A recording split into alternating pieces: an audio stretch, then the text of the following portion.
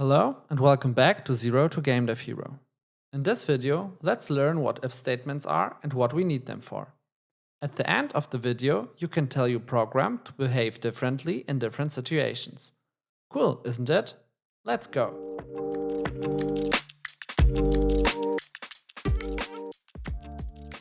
So now we can store different values in our code. Unfortunately, we don't do anything with these values. We want to change that now. Imagine that you go to the cinema. You want to watch a 16 plus movie. When you buy the ticket seller checks whether you are old enough or not. And only if you are old enough, you are allowed to go further into the cinema and watch the movie. We have already learned how to define our age as a variable in the code. We write int age equals 30. What we want now is that when we start the program, we get two different messages depending on whether we are old enough or not. So if we want to say that in one sentence, it would be something like this. If you are old enough, then you can watch the movie. Else, you cannot watch the movie. And you can use exactly this structure in C# as well. In the C# language, this statement would look like this. If you are old enough, you can watch the movie. Else, you cannot watch the movie. And the only difference between this and this is that we have a few more brackets around the different statements, but everything else is almost the same. So inside the normal brackets, you have the condition. If this condition is true, then the code will go into the curly brackets right after the condition and will execute everything inside of that. Otherwise, if the condition is false and not true, the program will skip the first curly bracket after the condition and will jump to the curly bracket after the else. Well, and if you want to simplify it, it would look something like this. If this condition is true, then do this, else do something else. And in our code, we can write it like this. If this will be the condition, but we will fill it in later. We move on with the curly brackets, and you can see it auto-completed the closed curly bracket as well. So you have the open and the closed one here. Inside the curly bracket, we can write the statement that we want to be executed when the condition is true. So in our case, we write console write line. And you are old enough. You can pass.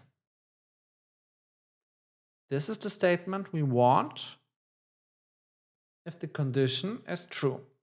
If the condition is false, we can write another statement. And after the closed curly bracket, we write else and then open some curly brackets again. And if we hit enter, it completes the closed bracket as well. And here we can write console write line. You are not old enough. Go home. Like this. So when the condition is true, then this statement will be executed. Otherwise, this statement will be executed. And now let's fill in the condition. The condition always needs to be true or false. This means that we make a statement, and if this statement is true, then our if condition will be true, and if the statement is false, the if condition will be false. If it's true, we will execute the first statement. If it's false, we will execute the else block statement.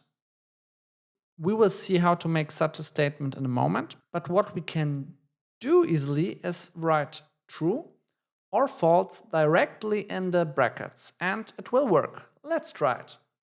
So if we write true here and hit run, you are old enough, you can pass. So this statement will be executed.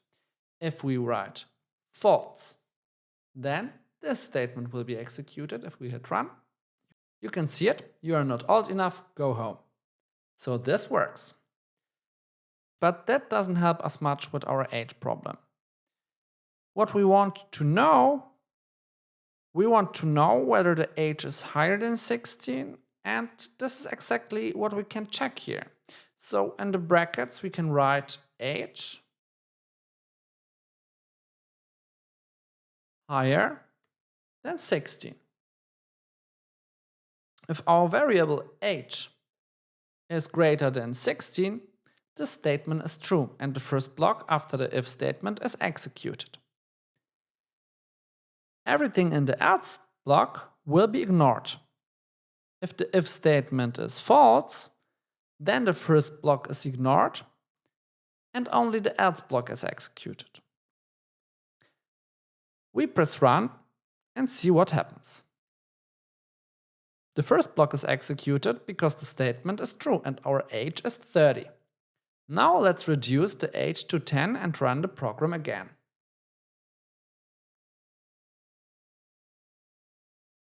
Now we see that the else block is executed because the statement is false. 10 is not greater than 16. Now we enter 16 as the age.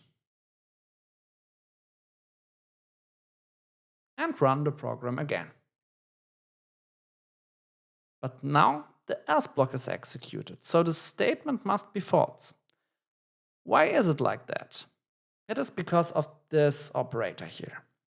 This is one of the so-called comparison operators. It means greater than. And 16 is not greater than 16, but 16 is equal to 16. And there are several of these comparison operators. Let's look at them now. We have the equal operator. So if the value on the left equals the value on the right, this will be true. Otherwise, it will be false. We have the not equal operator. So if the value on the left is not equal to the value on the right, this will be true. Otherwise, if the values are the same, this will be false. Then we have the greater than operator. This is the one that we used for our age.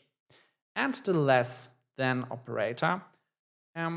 So if the value on the left is smaller than the value on the right, this will be true. And what we need for our age is the greater than or equal.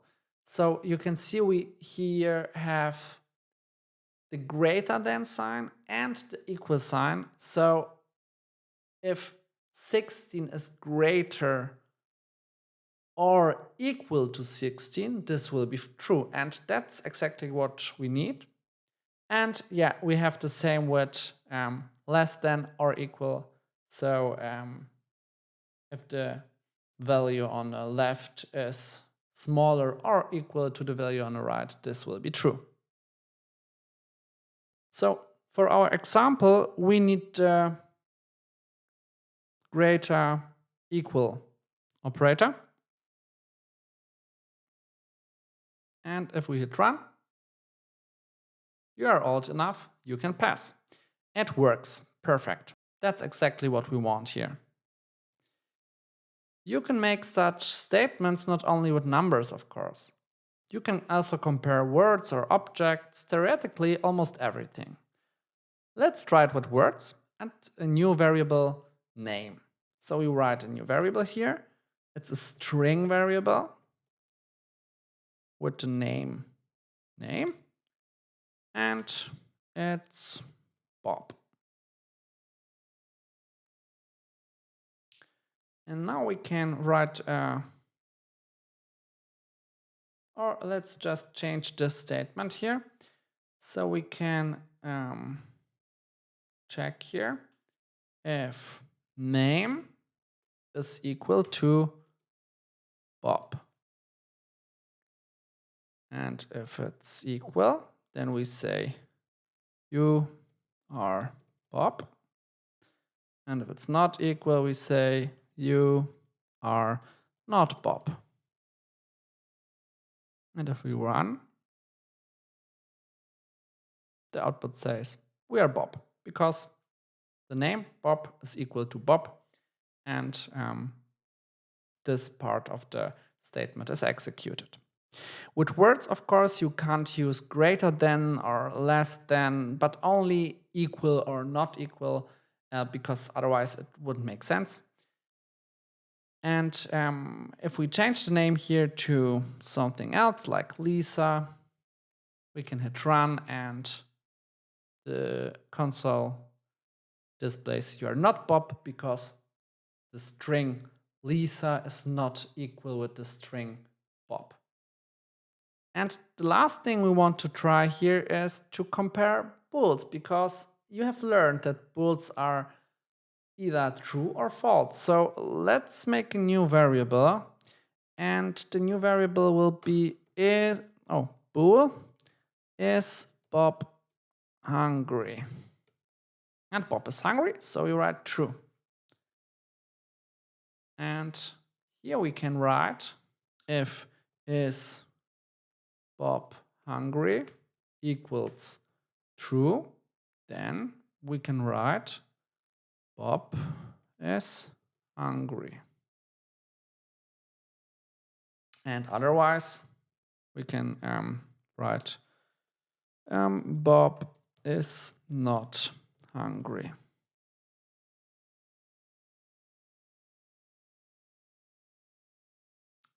Yeah, and if we hit run now, you can see Bob is hungry, because the bool is Bob hungry is true.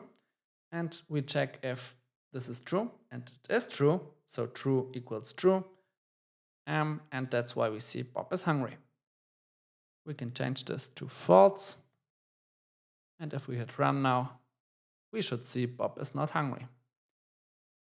Okay, so I guess that's enough for today's lesson. In the next lesson, we will learn about classes. After that, we are ready to start with Unity. If you like my content, I would really appreciate it if you hit the sub button. It helps me a lot. And if you have any questions or any feedback, you can leave a comment. I will try to answer all of them. Thank you. In the next lesson, we will learn about classes. And after that, we are ready to start with Unity. Then we will start to slowly apply what we have learned in Unity and build our first games. So stay tuned and see you next time.